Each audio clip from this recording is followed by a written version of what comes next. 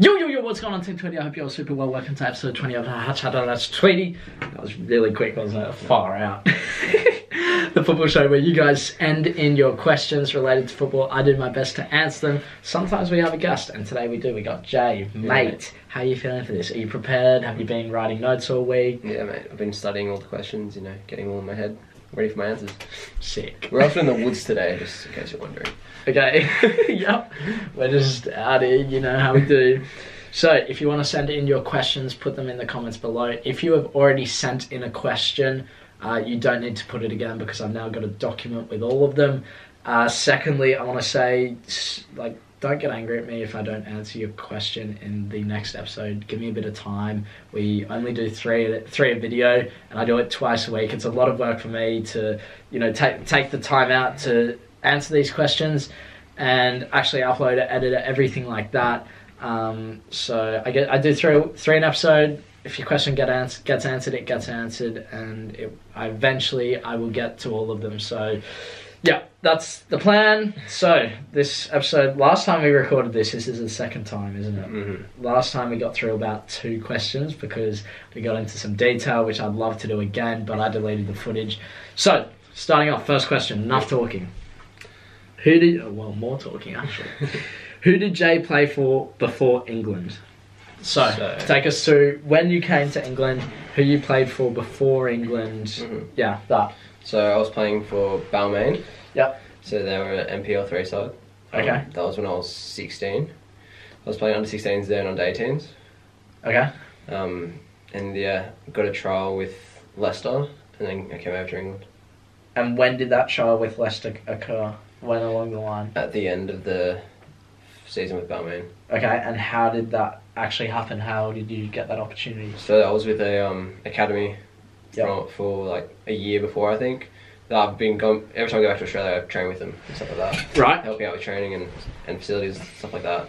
And from them, they sent me and another boy over for a trial at Leicester. Damn. Yeah. Okay, so what was it? Okay, so you were playing for, what was the name again? Balmain. Balmain. Yeah. And you said NPL 3. Yeah. Now, for me, I'm just being honest, I think even NPL 1 isn't the greatest level, in my opinion, unless you get to the first grade, the men's teams. Yeah.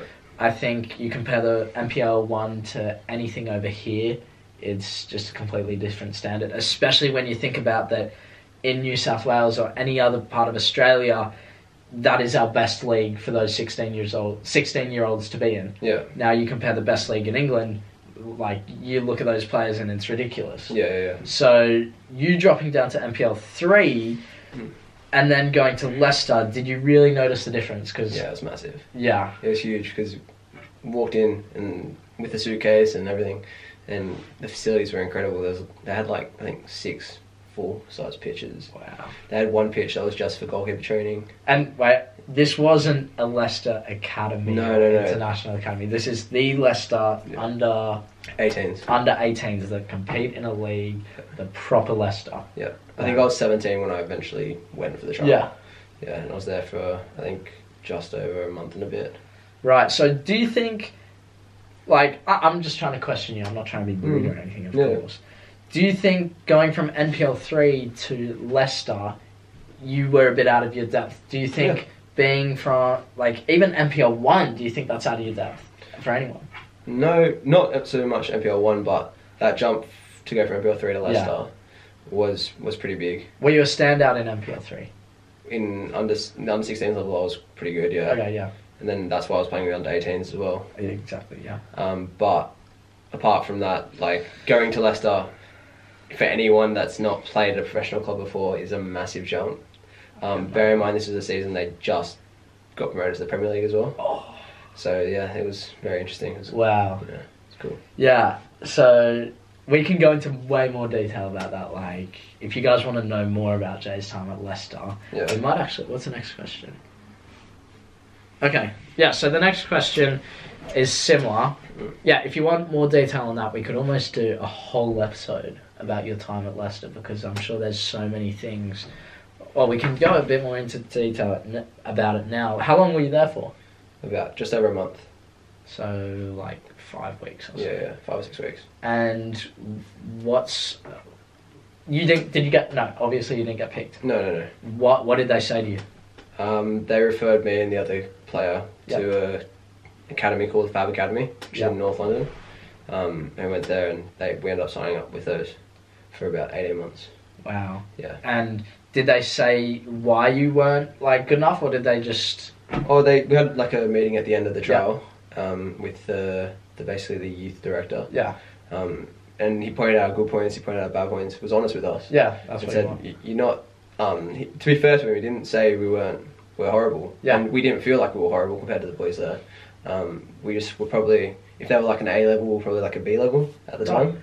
So it was... Yeah, and I'm sure you learn a ton there. Oh, I completely transformed as a player when I was there. It's crazy how in that 5-week period, like when I was in Spain for, I don't even know however long I was there for, it was like ridiculous how much, like you even said, when I was at Crawley at the beginning, I go to Spain for however long, I come back, I'm like, I'm a much better player. So being in that environment for 5 weeks is insane. I was also living with a lot of the 18s in digs. Yeah. So, what's a dig? So it's basically like a house full of footballers. Yep. They got like sort of parents, but they're not actual parents. Okay. And they run the house, so they cook for you and they make sure you're alright. Do you think that helped living with those footballers? Yeah, it was cool. In what way? Just got used to being around football all the time and always talking about football and always focused on football. Those under-18 Leicester players, do you think they spend more time on football than anything else? Or do you think like they play a lot of FIFA? Do they what do they do outside of training hours? So I remember I think they had a Wednesday day where they did school. Yep. After the session, which we obviously weren't involved in because we were trialists. Yeah. But apart from that, they'd go home, like come back to the house, which was only 2-3 minutes from the ground. Oh, wow. Yeah. And yeah, they'd just chill out, eat good food, play FIFA, watch TV, hang out. A few of the boys that lived not too far away would go home on weekends. Right. See their family and stuff like that. So it's not like, because they're at Leicester, like we're talking a Premier League academy, they're not, like obviously they're living and breathing football, but to the extent that they can. Well, they're normal kids. Yeah. You gotta remember, you gotta be a human 100%. first and then play football second. Yeah, I agree with that. Yeah. So I think like a lot of people, and I'm even interested in that because a lot of people might think at a Premier League academy at 16 years old, they go to the park 3 times a day, they do extra sprint training. I'm sure they do a lot of extra stuff, but it's the stuff that people might think isn't as important, like the food, the sleeping, just things like that. Really. Yeah. Well, there was barely any bad food, junk food or anything like that allowed in the house. Right. They would have probably double sessions, I think they did it twice a week. Right, yeah. And when I was there, because it was obviously pre-season, while I was there, they played a couple games on the weekends, but other than that, it was pretty much just football. Yeah, because I'd say at that level, they would almost provide your program. Yeah, definitely. Right, okay. So how old were you? We went through that. And did he get scouted from a club in Oz, or did he move over to England? Yeah, so we went over that, how you're at an academy, the academy scouted you, and you went over. Yep. Okay, now that we've gone into that, we're going into another random question, just because I want to involve you in that. Yeah, cool. If you guys want more detail in that, put your questions below, and I'll create a separate document for Jay that we can go into. Yep. So, this one. I get this question a fair bit, and I've answered something similar, but I'd like to hear your thoughts. What do you think is more important? Playing at a bigger club in the same league, or a smaller one, same level, plus someone else? Okay. Wait, I'm confused. I read this before and it made sense. Okay. This guy wants to play at a bigger club. Yeah. Right, where I assume there's a lot more training. So, probably like a Leicester. Yeah. Or a smaller club that's in the same league. Okay, we're going to change this because it's not making much sense. Yeah. Would you prefer to play for a bigger club where you have to really compete for game time? It's going to be unlikely that you're going to play much. Yeah. Or you go to a smaller club. It could be in the same league. It could be down a division or two, where you're playing 90 minutes weekend. It's like you're the captain. You're like pretty much you're just guaranteed 90 So minutes. rather be a small fish in a big pond or a big fish in a small pond. Exactly. You'd rather be a small fish in a big pond. Why is that?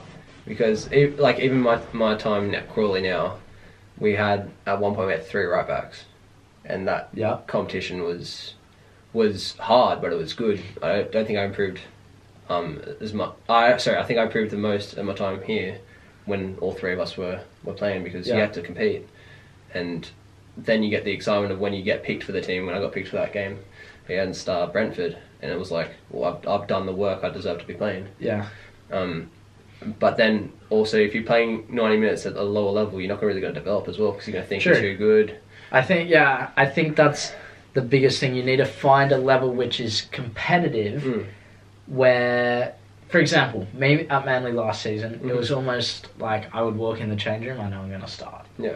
There's like people were competing for my spot, but it's like I know I'm going to start, so there's no competitiveness for me. It's not like, obviously I want to be the best, but there's no one there to be like, look, your spot's on the line. Yeah. So if you have a fair coach, and if you're on a complete level playing field and your coach isn't friends with anyone or anything like that, you're much better being in a position where it's a competition for everyone. Yeah, I think that's important, but you still need to be playing as well. If it looks like, what would you do, right? Yeah. You're the 3 right backs, like you said. It looks like you're probably the 3rd string. Yeah. What do you do?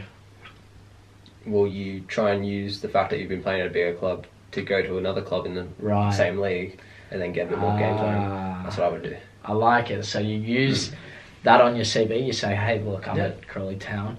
Can I go to wherever? Africa Stanley. Okay. Can I go there? I've been playing here, and you don't tell them that you're the 3rd string. No. You just say, hey, look, I just want to get some more playing time, or you just say, I don't like it here. Whatever it is, move to that smaller club where it's still competitive, and continue to play. Yeah.